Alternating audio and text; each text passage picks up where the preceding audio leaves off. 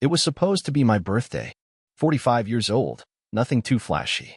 I wasn't expecting confetti or marching bands, just a night with some old friends, decent scotch, and maybe, just maybe, some recognition that I mattered.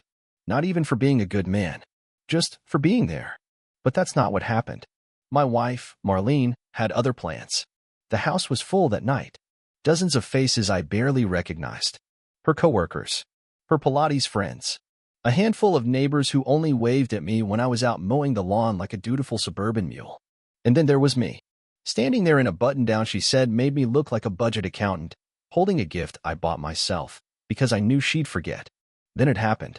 Marlene strutted out onto the back patio, clinking a wine glass with her acrylic nail like she was hosting some primetime special. "Ladies and gentlemen," she said, swaying slightly in her heels, "let's give a round of applause for my soon-to-be ex-husband." The crowd froze. Confused chuckles floated in the air. I blinked, unsure I'd heard right. "I figured this was as good a time as any," she went on. "Brian and I, yes, that Brian, my trainer, have decided it's time I stop pretending to be happy with a man who still thinks garage tools are romantic birthday gifts." Gasps. Nervous laughter. Then came the finale. She motioned toward the front yard, and out came a pair of her yoga friends wheeling a luggage cart. On it, my belongings. My clothes stuffed in black trash bags. My old watch, tossed on top like a souvenir from a failed war.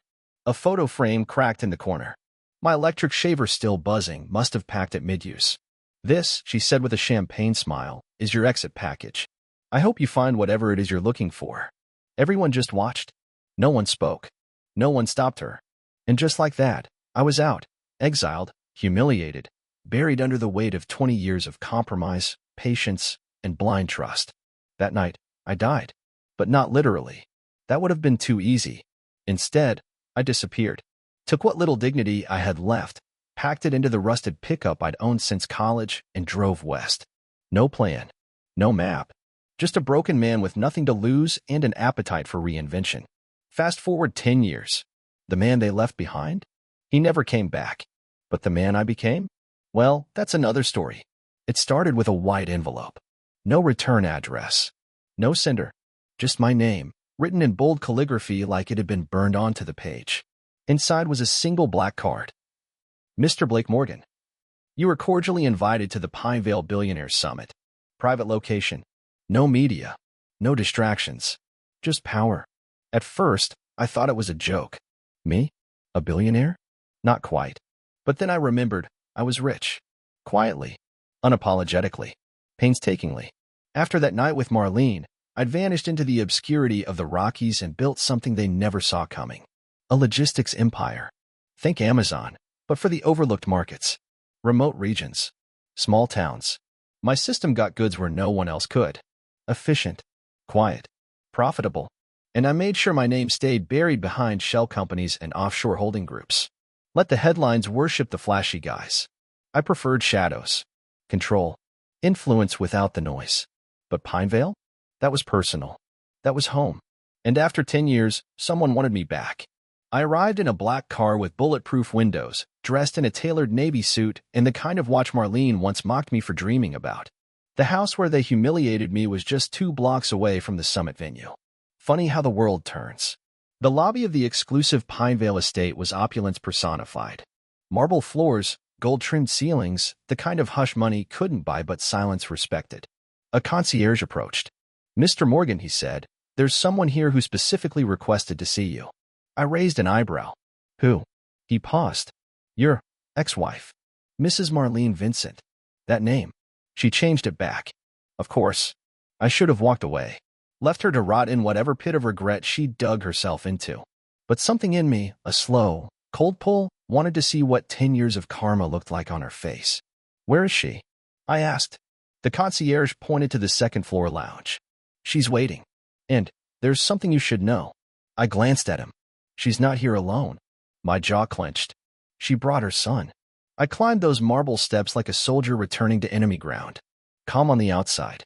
All storm beneath. 10 years since she threw me to the curb like yesterday's trash. 10 years since I walked away without looking back. And now here I was, summoned by the same woman who laughed as she handed me black garbage bags in front of a cheering crowd. The lounge was quiet. Sunlight poured in through tall windows, catching the dust in the air like memories that refused to settle. And there she sat, Marlene, older, still beautiful in that careful, calculated way. Her cheekbones still sharp, but the arrogance that once danced in her eyes had dulled. She wore a navy dress too tight for comfort, and jewelry that looked borrowed, too loud, too desperate. She stood when she saw me, but her words caught before they formed. Her face flickered, like a glitch in a mask. "Blake," she said finally. I didn't return the greeting. My eyes drifted to the boy beside her. No, not a boy. A young man. He looked about 9, maybe 10. Hair dark like mine. Eyes the same storm gray I saw in the mirror every morning. He stood a little behind her, chewing his lower lip like he wasn't sure what he'd been brought into. "Who's this?" I asked, though I already knew. Marlene hesitated. This is Jason. My son." "Your son," I repeated, the words dry in my throat. "And who's the father?" She didn't speak.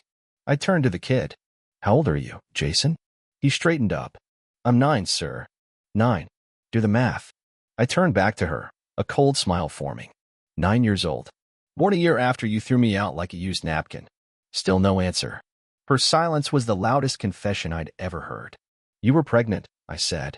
"You knew." She looked away. "I found out weeks after you left." I almost laughed. "And you decided what? That I wasn't good enough to know? That you'd raise him as Brian's trophy kid until the whole thing fell apart?" Her eyes shot back to mine then, flaring with something between guilt and old defiance. "I didn't know what to do. You disappeared. You changed your name. You never answered anyone. You made sure I had no one left to answer to," I snapped. "You paraded me as a failure, made jokes out of my sacrifice. That night wasn't just a betrayal, it was a funeral. You buried me alive." Jason flinched at my tone. I caught it and knelt, my voice gentler as I looked at him. "I'm sorry, kid. You didn't ask for this." He met my eyes, uncertain. Are you my real dad?" I paused. Marlene started to speak, but I raised a hand. "Don't. Not another word." I studied the boy's face, my face. His quiet stare. The way he stood, already trying to be a man. "Yeah," I said finally. "I am." We sat in silence after that, the three of us orbiting around a truth none of us had prepared for. Marlene finally broke it. "Brian's gone," she said. "Left us 2 years ago. Took everything I had left. The house, the money. And now the firm won't even return my calls." My silence must have cut deeper than any insult. "I need help, Blake," she said. "I didn't come here to beg, but You did," I cut in. "Let's not dress it up. You came to beg." Her eyes glossed over. "I made mistakes." "You made choices," I said flatly. "Calculated ones." Jason looked between us, trying to make sense of grown-up wars built on lies. I stood. "You made your play, Marlene. 10 years ago, you chose flash over foundation. Glitter over gold. You thought I was done." I reached into my coat and pulled out a black envelope, just like the one I received. "Jason stays with me for the weekend," I said. "I'm not asking." Her face went pale. "You can't just. You brought him here. You dropped him in front of a stranger. I'm not leaving him in your chaos." I turned to the boy. "You hungry?" He nodded, shy but hopeful. "Then let's go eat." We walked out without another word. I didn't look back. She was already behind me, right where she belonged. But the real story? It was just beginning. We drove in silence for a while, the kind that isn't uncomfortable, just unfamiliar. Jason sat in the passenger seat of my Bentley, a car that screamed success but whispered revenge to anyone who remembered what I used to drive. The city looked different from this side of the windshield. More controlled. More distant. The kind of view earned, not given. "So," I said, eyes on the road, "what do you like to eat?" He glanced at me. "Burgers." Good man. We pulled into the kind of place I used to walk past with empty pockets. Rooftop view, 5-star everything, staff trained to recognize power even when it's dressed down. Jason looked unsure as we stepped out. "Are we allowed here?" I smiled. "Kid, they'll make room."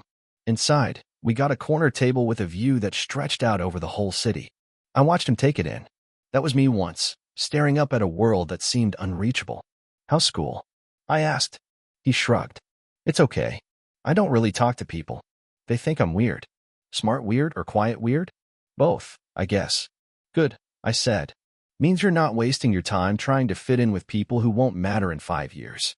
He smiled for the first time. Small, but real. The food came.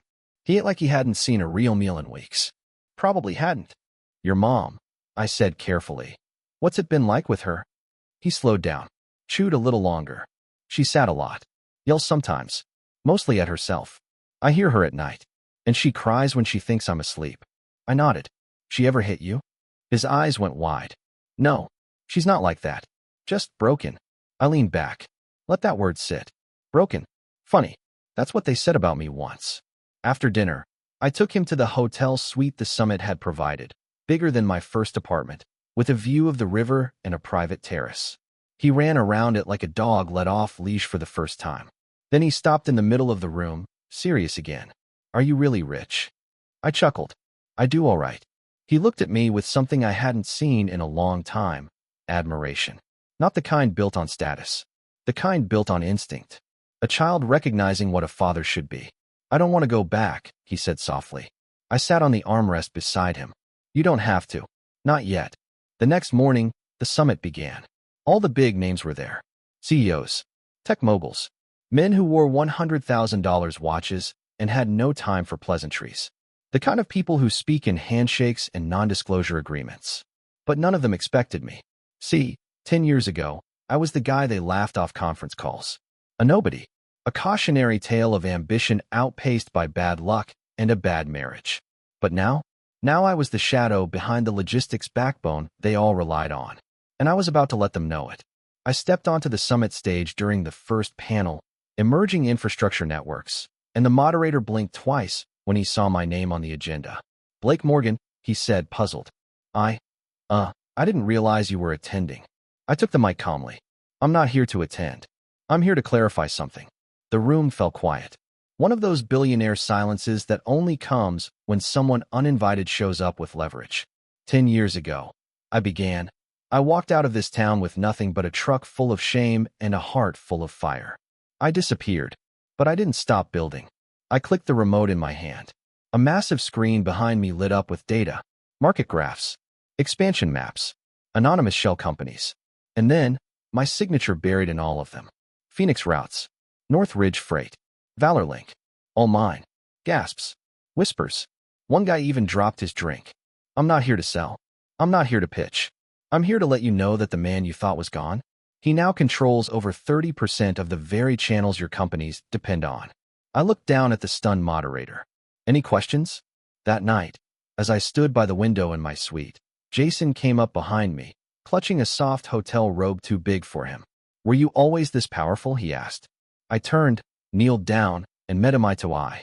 No, but I was always this dangerous. They just didn't see it until it was too late. The day after my little presentation at the summit, the mood had shifted. I was no longer the ghost of a broken man. I was the storm on the horizon, and they knew it. The same men who wouldn't return my emails a decade ago were suddenly tripping over themselves to shake my hand, to talk strategy, to collaborate. Funny how success rewrites your origin story in the minds of cowards. I let them talk, let them beg, but I never once forgot how quickly these same men would feed me to wolves if it bought them a half point in market share. One of them, Forrester Kane, CEO of CaneRail, cornered me near the cigar bar. Tall, silver-haired, a self-declared visionary who once told me logistics was a loser's game. Blake, he said now, all warmth and teeth. We were just talking about how impressive your expansion has been. And here I thought you'd vanished. I had. I replied, sipping from my glass. But even ghosts can build empires. You'd be amazed what silence can accomplish. He chuckled like he understood the joke. He didn't. We should talk partnerships, he said, his voice smooth but urgent. We've got overlapping territory. I'm sure we can work something out. I nodded, then leaned in. We already did work something out, Forrester. You just didn't read the fine print. My trucks run on your rails. You raise my costs. I move to private transport. You lose half your backhaul revenue. So here's how this works now. You lower your rates, or I reroute your future. He blinked, stunned. That was the thing about men like him. They were used to playing with knives, but only if they never had to bleed. I walked away before he could answer. Back at the hotel, I found Jason on the terrace, staring at the skyline with a bowl of Fruit Loops in his lap, like a prince on his throne. I met a guy, he said, mouth half full. He's building an electric cargo drone. He let me steer the simulator. Yeah, I said, setting my briefcase down. And I beat his high score. I smirked. Smart weird. Told you it pays off. He beamed. That kid was sharp. Quick with patterns, faster with numbers. I could see the seeds already. Whatever gift I had, he got it in double. But then his smile faded. Am I really going back with Mom after this? I froze. Not because I didn't have the answer, but because the answer wasn't mine to give anymore. Not entirely. You want the truth? I asked. He nodded.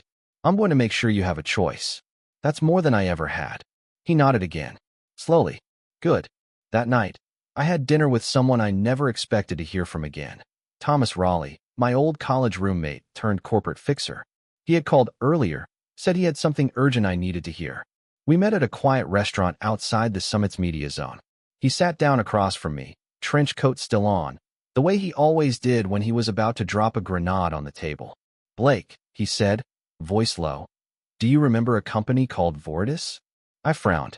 Yeah. Environmental logistics startup. I passed on them years ago. Too shaky. They just got acquired. And not by accident. He slid a folder across the table. Inside, financial reports, internal memos, and a name. Marlene Vincent. I stared at the page.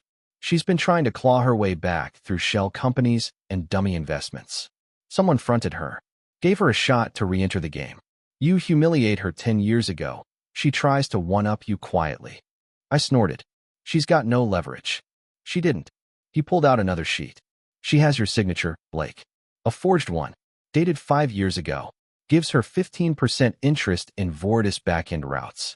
Which, thanks to the acquisition, means she's now technically tied to one of your subsidiaries. I leaned back. Let me guess. She had help. Yup, Thomas said. And here's the kicker. Her partner in this little charade. He slid one last photo across the table. It was Brian, the personal trainer she left me for. Smiling like the idiot he always was, standing in front of a convertible he definitely couldn't afford. So this was it. The last, desperate act of a woman who had burned the man she underestimated. And now, like every fraud, thought she could cheat her way back to relevance. I smiled. It wasn't warm. Because now the game had changed. This wasn't about spite. It was about consequences. There's a certain peace that comes after betrayal. Not the early kind, where your heart's still pounding, your fists clench, and your mind reels like a storm. No, this was the quiet kind. The kind that comes when you've counted the bodies, measured the losses, burned the bridge, salted the ground, and built a fortress on the ashes. Marlene had forged my signature, tried to stake her claim in my world, again, this time using my name, the same name she buried under the weight of public humiliation. But what she forgot is, you don't leave a lion bleeding and expect him not to remember your scent. I stared at the documents Thomas had given me, the fake contract, the shell corporation, the investors Brian had roped into this circus. A web of lies so thin, a single push would collapse the whole thing. Do they know she forged it? I asked. Thomas smirked. No, they think she's got your silent blessing. She dropped your name like a golden ticket in every meeting. Got one hedge fund guy practically begging to rekindle old networks. And Brian, using her money, living off your legacy, thinks he's the puppet master. I set the papers down, ran a hand across my jaw. Then it's time we reminded them whose name they're playing with. That night, I took Jason to the old neighborhood. We drove past the diner where I used to eat breakfast before pulling 16-hour shifts. Past the park bench where I proposed to Marlene, with a ring I bought pawning my dead father's watch. Every corner a ghost. Jason looked around. Did you grow up here? I nodded. Not quite. But this is where I rebuilt. He peered out the window. You really had nothing? I didn't answer. Instead, I pulled up in front of my old studio, now a community learning center I secretly funded under the name of a fake trust. I still owned the land. Never sold it. Inside, the walls were lined with computers. Kids hunched over code. Blueprints. 3D printers humming. A girl waved from across the room. Mr. Cole. I waved back. Jason's eyes lit up. This is yours. Was mine. Now it's theirs. He looked up at me. You could have come back and told everyone. Made them feel stupid. I smiled. Why tell them I made it, when they're about to feel it? The next day, I made my move. No press release. No announcement. Just a single letter, sent to Vortis board of directors, their investors, and the acquisition firm behind their recent deal. Subject line. Unauthorized equity infiltration. Fraudulent claim on Morgan Transit Holdings. Inside was a breakdown. My lawyer's affidavit. A forensic report proving my signature was forged. A threat of litigation that would unravel their entire merger, burying their stock for years. By noon, their phones were melting. By 5, they'd removed Marlene from any formal involvement. By 8, they released a quiet statement. After internal review, we've severed ties with external consultant Marlene Vincent due to a contractual discrepancy. And Brian? The moment the firm dropped Marlene, his credit cards froze. His name vanished from the advisory board. The luxury gym he ran his fake little alpha male brand from? Suddenly bankrupt. By midnight, I got a message from an unknown number. Please. I don't have anywhere to go. You don't have to do this.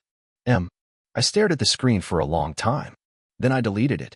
Back at the hotel, Jason sat on the couch, building something with a coding kit I'd given him. He looked up. Why did she do it? I thought about that for a second. Then I sat beside him. Because some people don't learn when they've hurt someone. They only notice when they can't control them anymore. He nodded, chewing on the inside of his cheek. You think she regrets it? I didn't answer. Because here's the truth. Regret isn't something I wait for. I don't care if she cries herself to sleep in some rented apartment above a nail salon. I don't care if Brian ends up peddling fitness scams to high school dropouts. They played with my name. And now, they don't get to use it. They say revenge is a dish best served cold. They don't tell you how long it takes to chill. 10 years. 10 quiet, brutal, beautiful years. That's how long it took me to turn humiliation into fuel, to stack every dollar like a sandbag against the flood of shame Marlene tried to drown me in. And now, as her carefully fabricated empire crumbled, I didn't feel rage. I felt nothing. And that, I've learned, is the purest form of justice, detachment.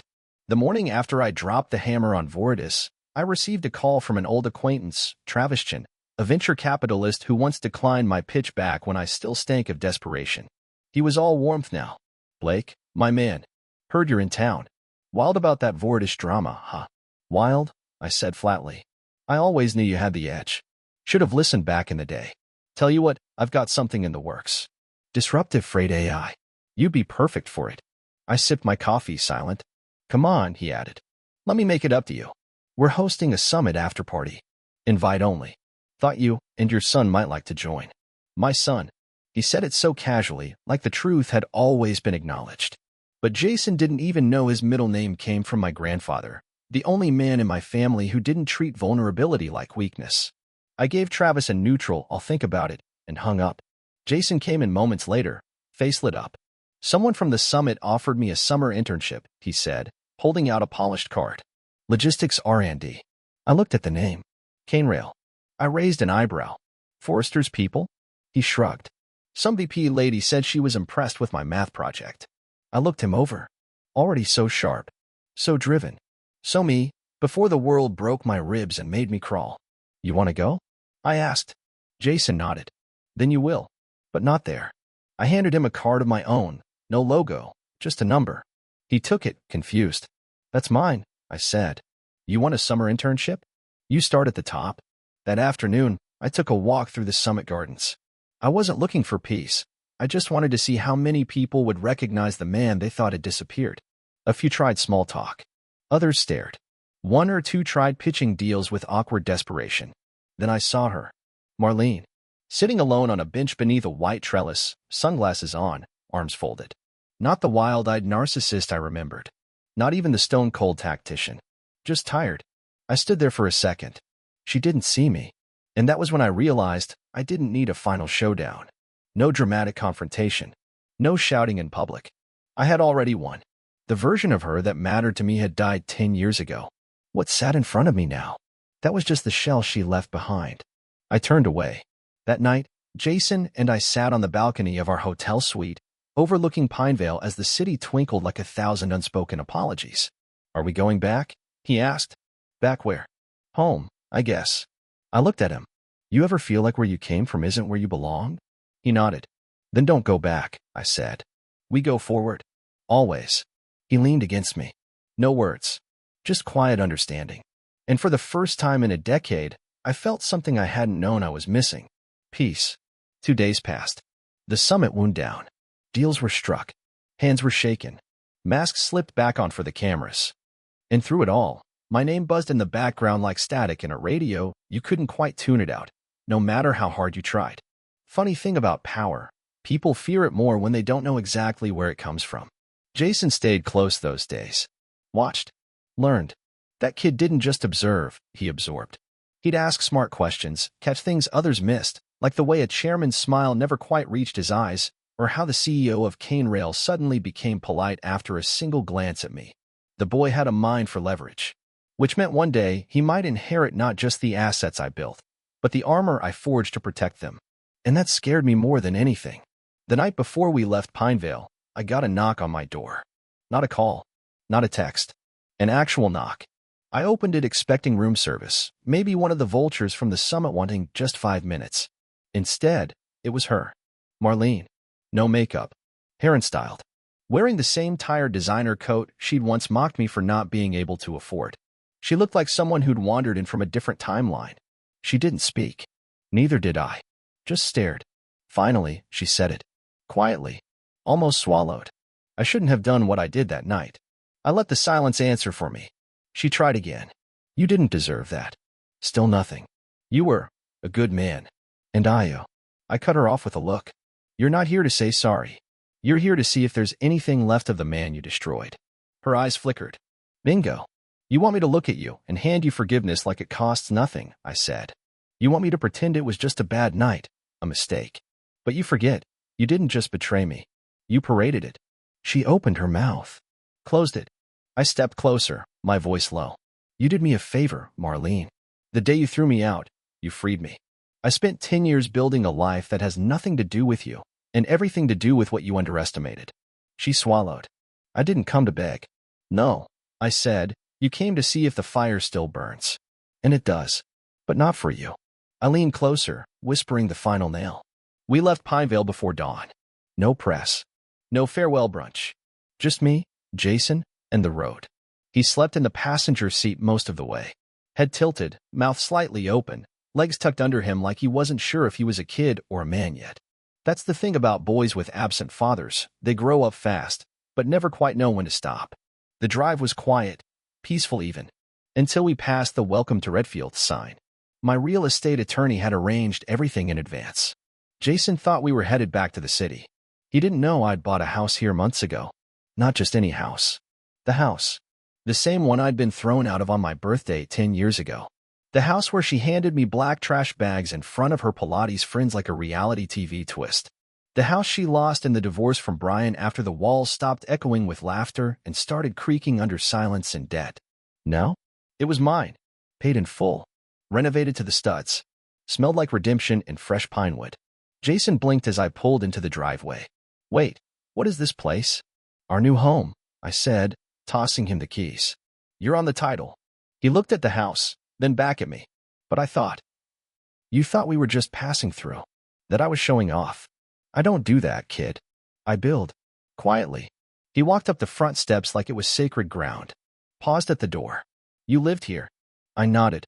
For a while. Until your mother made a scene so big, it echoed into eternity.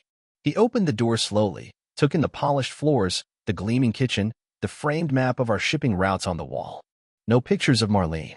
No ghosts. Just potential. I followed him in, opened the safe hidden behind the bookshelf, took out a red envelope. Inside? My will. I handed it to him. He looked confused. I don't understand. You don't need to now. But one day, someone's going to try to take what you haven't even realized you own. When that happens, this paper proves you're not a guest in this empire. You're its heir. He stared at it like it might burn him. I don't want your money, he said. Good, I replied. Because money's the smallest thing I'm leaving you. He looked up. I'm giving you what I never had, power without apology. That's what our name means now.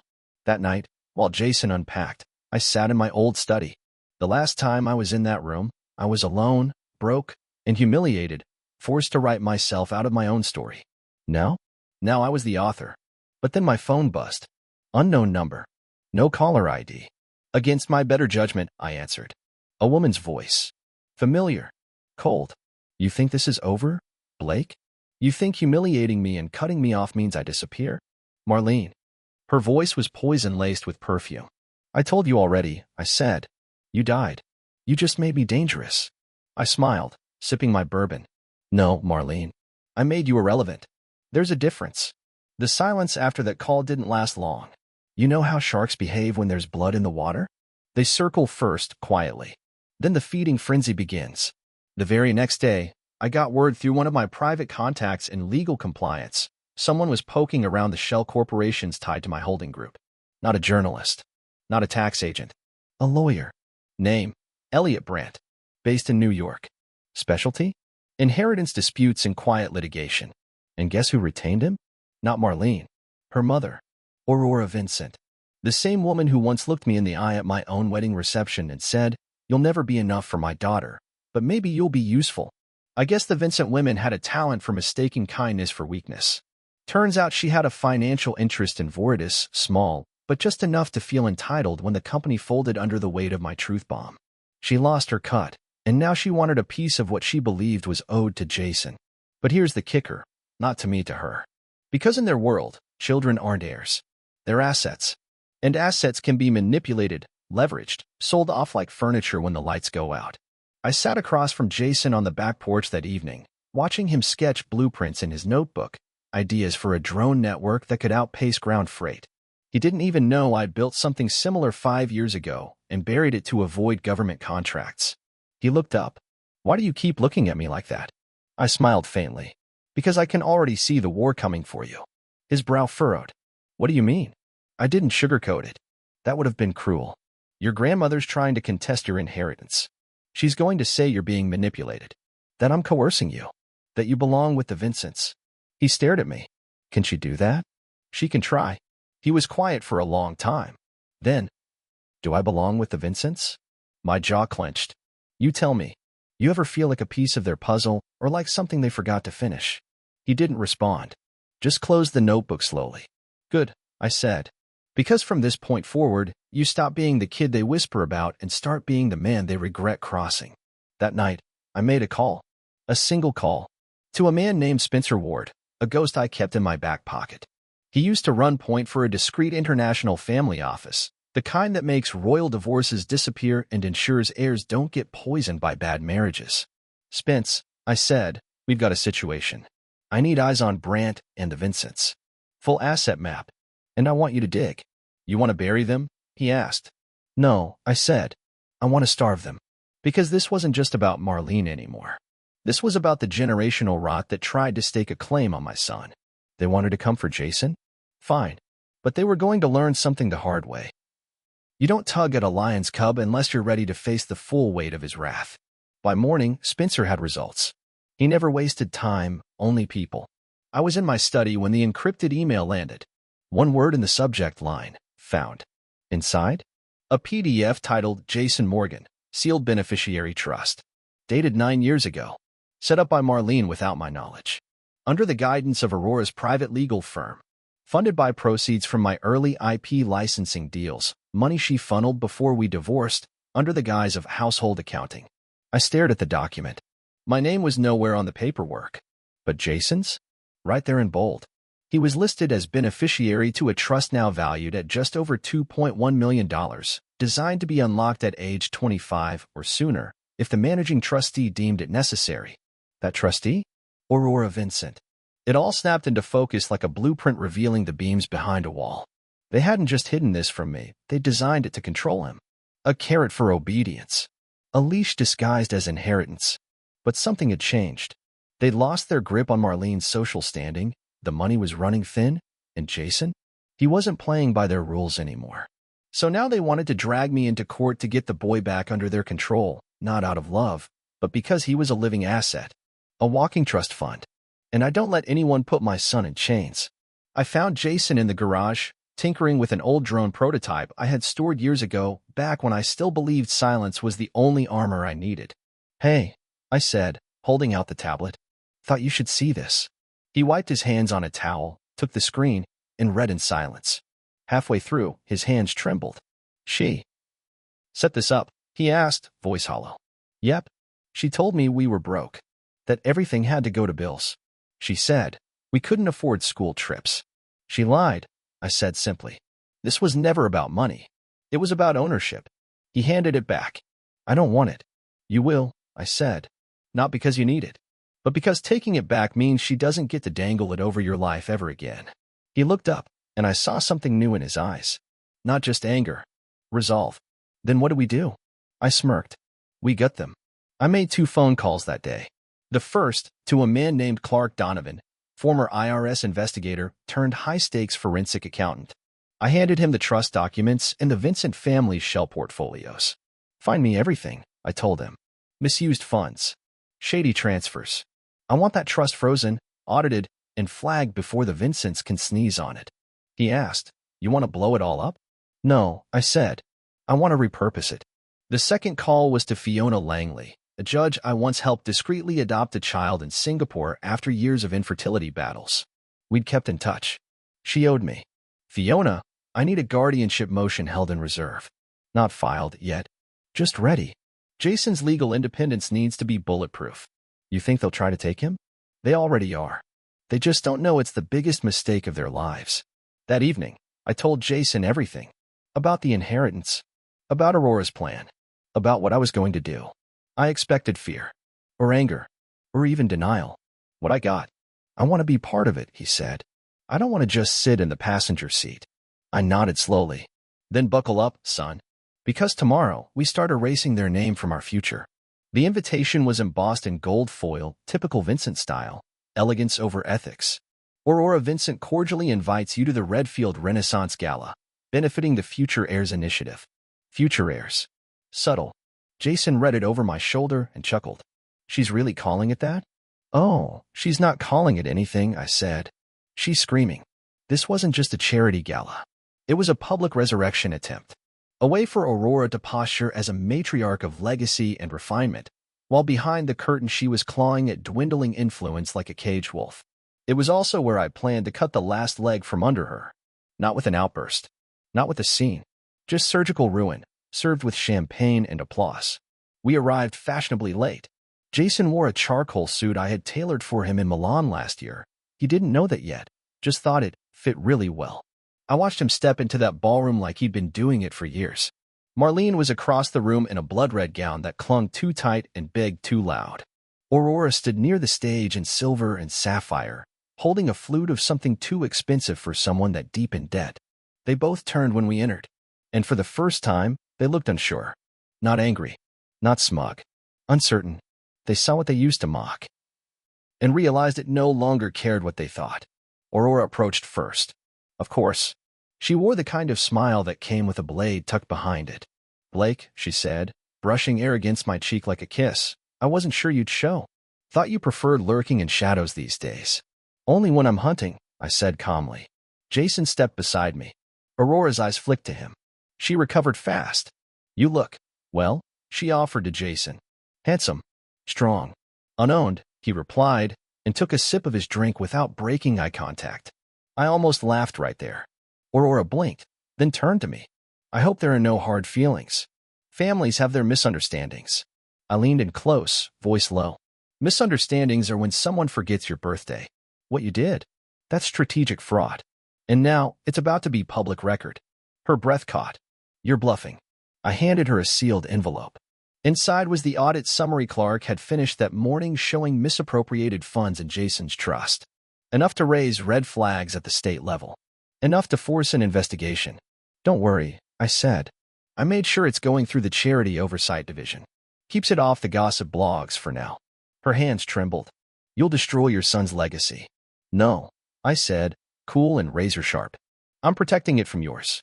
As Aurora staggered off, I turned and found Marlene watching us. Alone. Jason saw her too. He didn't wait for permission. He walked right over. I followed, but hung back, just close enough to hear. She looked nervous. Hi, she said. Jason didn't respond. He just stared. A man in a boy's body, older than his years, colder than she ever expected. You lied, he finally said. I did, she whispered. I'm sorry. You kept money from me. You let me believe we were struggling, that we couldn't afford food some weeks. I thought I was doing the right thing, she said weakly. No, he said. You thought you were doing the convenient thing. Silence. Then he added, you don't have to worry about the trust anymore. She blinked. Why? Because I don't want a cent of it. He walked away. She didn't follow. Later that night, during the auction, I stood behind the podium. The final lot, A private logistics contract with my firm valued in the millions. The crowd buzzed. Cameras flashed. I tapped the mic. "Before we begin," I said, "I'd like to dedicate this item to the Vincent family, whose understanding of a legacy has taught me exactly what not to build." People laughed. Some confused. But Marlene and Aurora? They knew. Because in that moment, I didn't just humiliate them. I removed them. From the narrative. From their own event.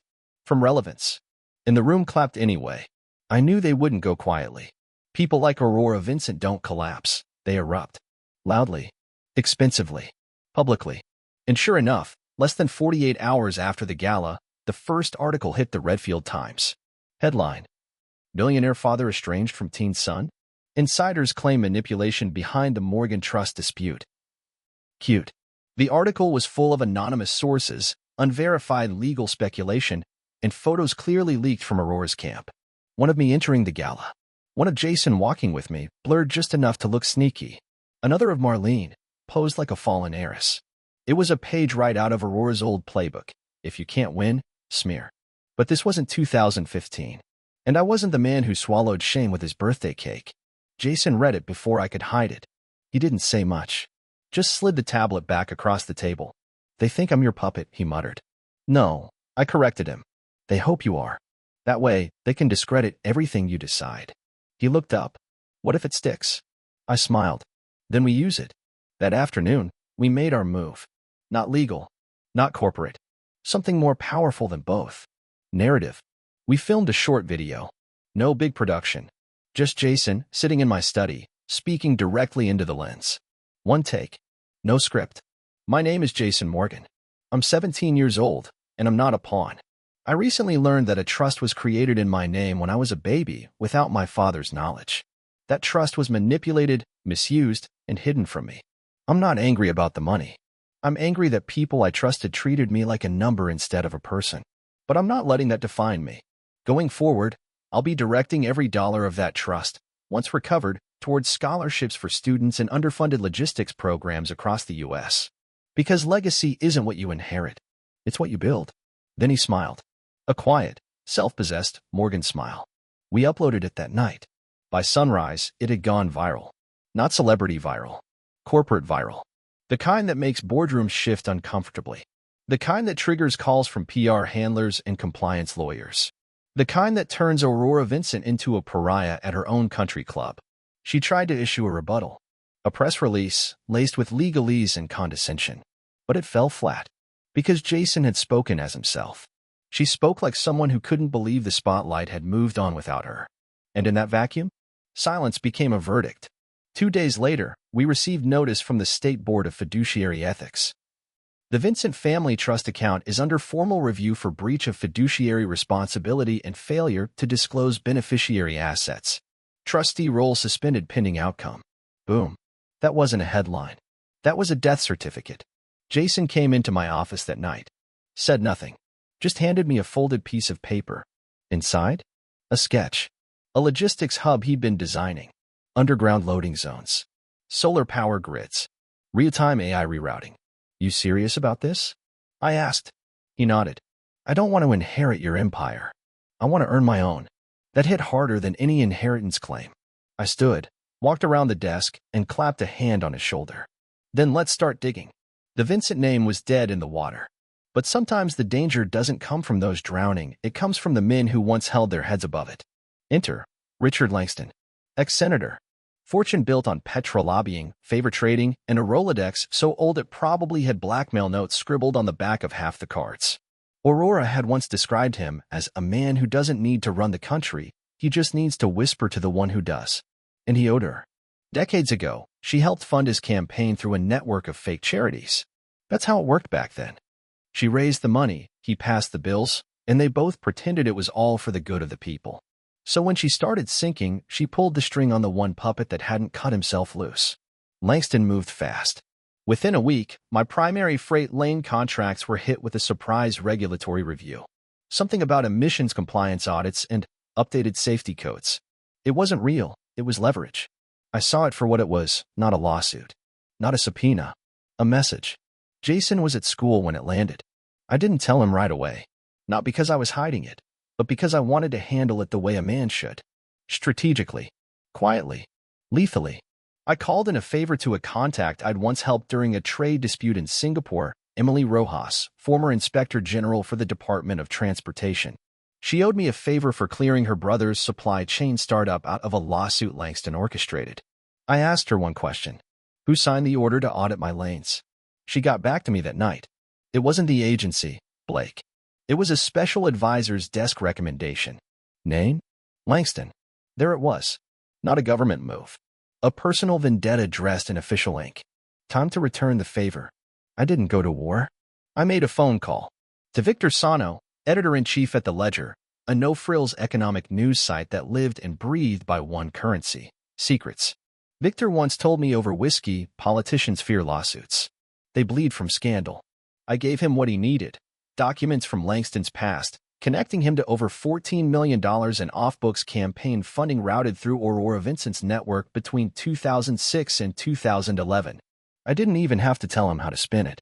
The headline dropped on a Monday. Ex-senator linked to fraud, trust, and cross-state financial abuse investigation. Did Langston pull strings to shield socialite trustee? Boom. By noon, Langston was on every media outlet denying involvement.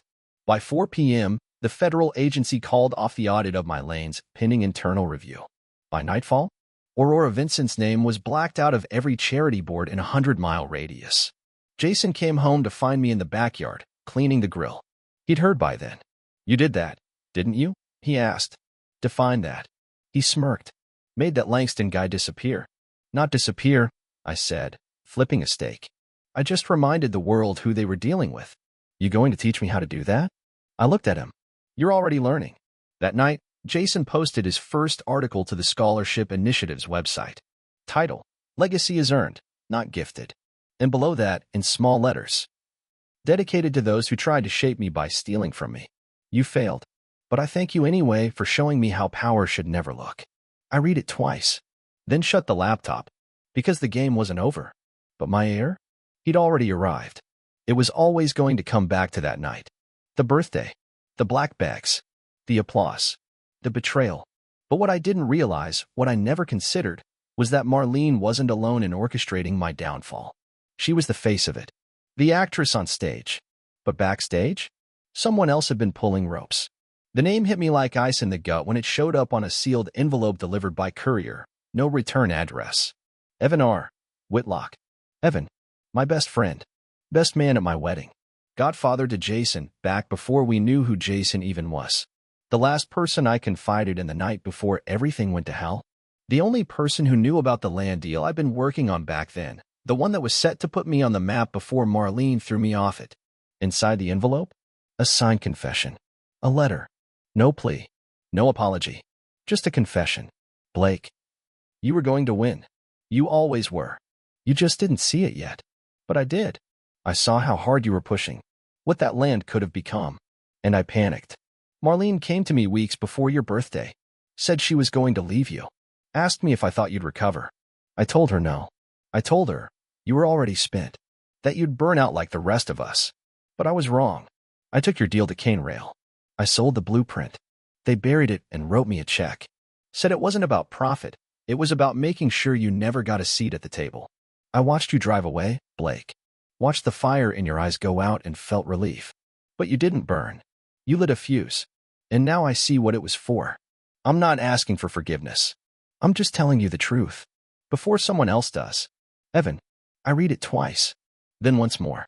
Not because it was hard to understand, but because it was so obvious in hindsight that I hated myself for missing it.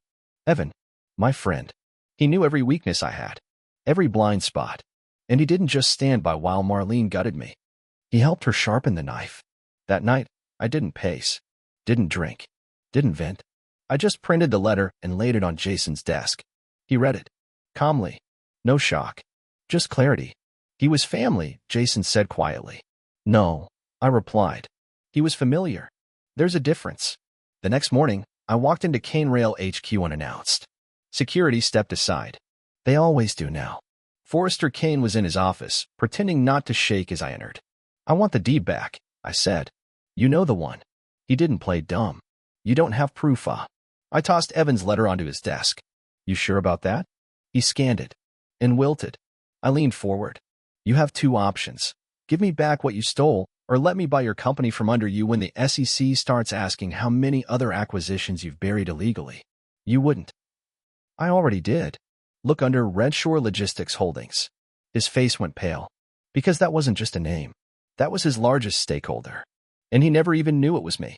3 days later, the land was back in my name. The plans Evan stole? Already filed with the new city zoning board. And this time, they carried Jason's signature too. Back home, I stood at the same fireplace where Marlene had once toasted my failure. Jason handed me a folder. What's this? I asked. Something I'm building. Thought it might make a better birthday gift. Inside were designs for a new kind of transit hub. Smaller, faster, self-powered, community-focused. Built not for scale, but for impact. This is good, I said. It's not mine yet, he replied. It's ours.